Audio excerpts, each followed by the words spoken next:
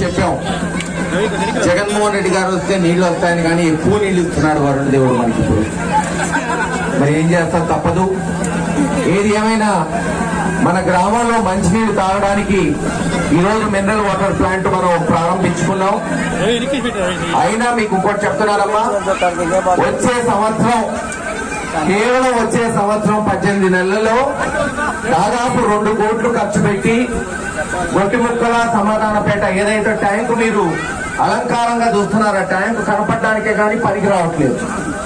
అవసరమైతే ఇంకో ట్యాంకు కట్టించైనా సరే ప్రతి ఇంటికి పైప్ లైన్ వేసి వదిలే తీసే ఏం కాదు బానే కాదు.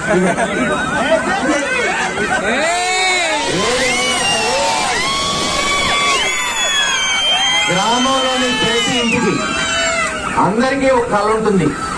మన మండలంలో మన వైఎస్ఆర్సీపీ నాయకుడు మా అందరికీ ఒక కళ ఉంది.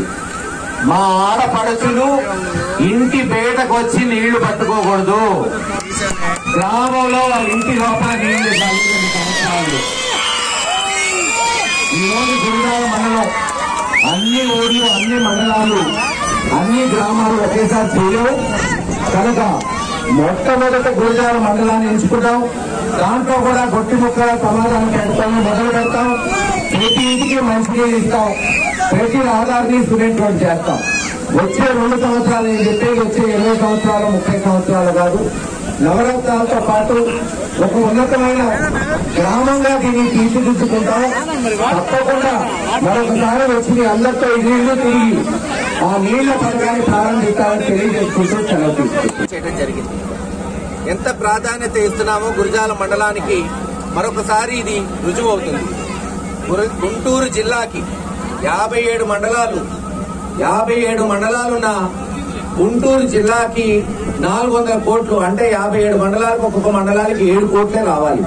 కానీ మన గురజాల మండలానికి జగన్మోహన్ రెడ్డి గారి ప్రభుత్వం మా అందరి అభ్యర్థన మేరకు 38 కోట్ల రూపాయలు శాంక్షన్ చేసింది, 5 రెట్లు ఎక్కువ.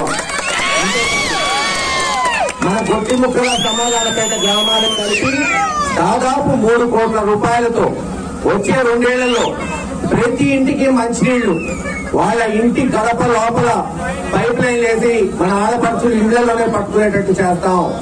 మరొకసారి ఈ మండలానికి గ్రామాలకి ఎంత ప్రాముఖ్యత ఉందో తెలియజేయడానికి ఈ పనులను తెలియజేస్తున్నాం.